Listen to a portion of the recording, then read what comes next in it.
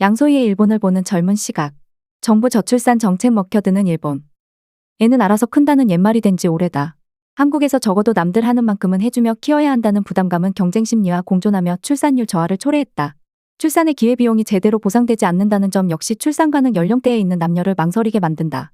한명대에서 횡보하던 합계 출산율이 지난해 0.778명으로 역대 최저를 갈아치웠고 서울은 0.59명으로 그중에서도 가장 낮다.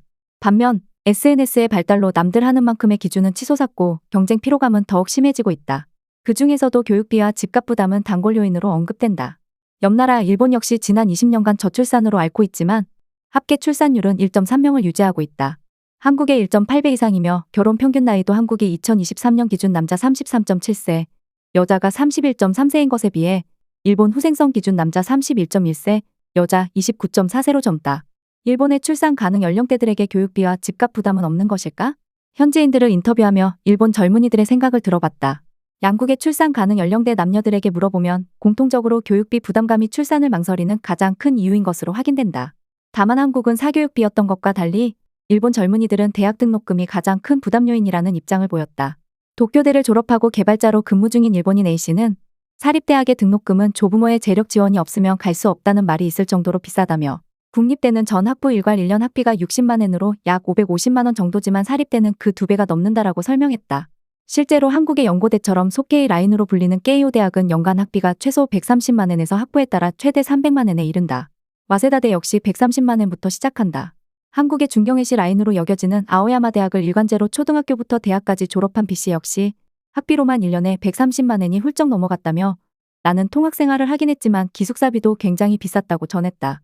이들은 한국의 4년제 대학 연간 등록금 평균이 676만 원으로 약 74만 엔이라는 점을 듣자 국립대학 수준이라며 놀랐다. 일본 정부 역시 이 같은 여론을 의식했는지 지난 7일 3명 이상 출산하는 다자녀 세대에 대해 사립과 공립을 불문하고 대학 교육을 무상으로 제공한다고 발표했다. 다자녀 세대의 4년제 대학, 전문대, 고등 전문학교 수업료 전액 면제 정책이 확정됐다는 소식은 현지에서도 많은 관심을 받았다. 기존의 일본 정부는 연수입 380만 엔 이하 가구에 대해서만 대학 수업료를 면제해왔지만 2024년에는 600만 엔으로 상한선이 상향 조정되고 2025년부터는 완전 무차별적 무상복지로 전환된다. 이 정책에 대해 일본인들은 긍정적인 반응이다. A씨와 B씨는 어차피 한두 명은 낳을 생각이었는데 이번에 확정된 정책만 놓고 보면 3명까지도 고려할 것 같다고 말했다. 이 밖에 소셜미디어 X의 일본 여론을 살펴봐도 아이 셋을 낳는다고 가정했을 때 적어도 교육비로 골머리를 썩힐 일은 없겠다. 사립대학이 포함된 것이 크다는 호의적인 반응이 많았다. 일본의 구제국대학을 포함한 국립대의 경우 숫자가 한정돼 있기 때문에 사립대학까지 실질적으로 포함되는지 여부가 관건이기 때문이다. 사교육 부담과 관련해서는 일본 젊은이는 동아리 활동 등으로 고등학생의 경우라도 주 2회 넘게 학원에 가는 경우가 많지 않아. 월 평균 소모 금액이 3만 엔에서 비싸도 5만 엔 정도라 출산을 망설일 정도의 이유까지는 되지 않는다고 전했다. 동아리 활동의 경우 대학을 가는 방법 중 하나로도 작용해 거의 모든 학교가 활발히 운영하고 있다. 와세다대 등 대부분의 상위 대학들도 해당 전형을 가지고 있는데 이 중 여러 대학들이 입학 시 동아리 활동과 직결되는 전공을 선택하지 않아도 된다. 일본 사이타마현에 거주 중인 C씨는 동아리 활동으로 대학을 입학했고 최근에는 취업까지 했다며 이런 전형이 꽤 열려있기 때문에 입시가 아니면 안 된다는 부담감은 덜한 것 같다고 말했다. 실제로 그가 해왔던 동아리 활동은 농구부였지만 대학은 경영학과로 입학했으며 입사는 IT 기업을 택했다.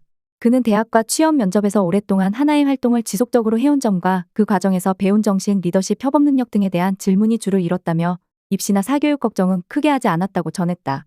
한국에서는 교육비와 함께 집값이 출산 부담 요인으로 자주 언급된다. 하지만 여러 일본인에게 저출산 요인을 물어봤을 때 집값 이야기는 거의 나오지 않았다. 최근 아이가 태어난 31살의 직장인 D씨와 34살 E씨는 각각 치바현과 가나가와현에 집을 장만했다. 이곳은 모두 도쿄 도심 지역인 신주쿠까지 지하철로 30분에서 1시간 정도로 멀지 않고 인프라도 잘 마련돼 있어 신혼부부들이 많이 산다.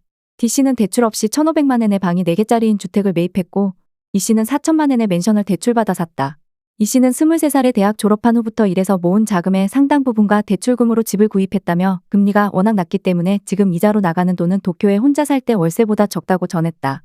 D씨와 E씨 모두 회사 앞에서 살던 때보다 출퇴근 시간이 늘어나긴 했지만 우리가 될 정도는 아닐 뿐더러 대부분이 결혼을 하고 아이가 태어나면 도쿄 근교로 빠지는 것이 일반적이라고 설명했다. 이중 E씨는 결혼 전 여자친구와 신주쿠 아사쿠사 근처에서 2년 정도 동거를 했다며 도쿄 한가운데였는데 당시 1년간은 월세가 15만 엔, 나머지 1년은 24만 엔인 곳에서 살았다고 밝혔다. 그는 일본이 전세가 없는 점을 언급하며 관리비까지 합하면 한 달에 나가는 돈이 상당했는데 도쿄 근교는 집 매매가가 2천만 엔대에서 6천만 엔대를 넘기지 않아 내가 열심히 일하면 살 수 있는 정도였다고 덧붙였다. 실제로 가나가와현에서 살기 좋은 곳으로 꼽히는 요코하마의 집값은 신혼부부용이 4천만 엔 정도다. 도쿄의 절반 혹은 그 이하로 알려져 있으며 식비와 교통비도 전반적으로 도쿄보다 저렴하다. 거리상 등 여러모로 한국의 일산이나 분당과 비교되는 점을 감안해보면 차이가 큰 편이다. D씨는 아이를 낳았는데 집이 없으면 심리적으로 불안정할 것 같다며 물론 일본도 도쿄 한가운데는 1억엔에서 2억엔대 집들이 있긴 하지만 그 외 지역들은 대부분 싸기 때문에 집이 없어서 아이를 못 낳는다는 말은 없다고 밝혔다.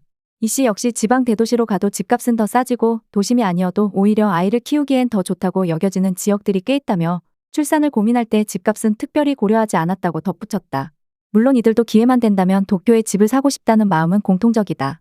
하지만 버블 경제 이후 내려간 부동산이 오른다고 해도 말도 안 되는 수준으로는 오르지 않을 것이라는 생각, 지진 때문에 건축물은 감가상각 특성이 강하다는 생각은 꼭 도쿄를 고집하지 않게 만들었다.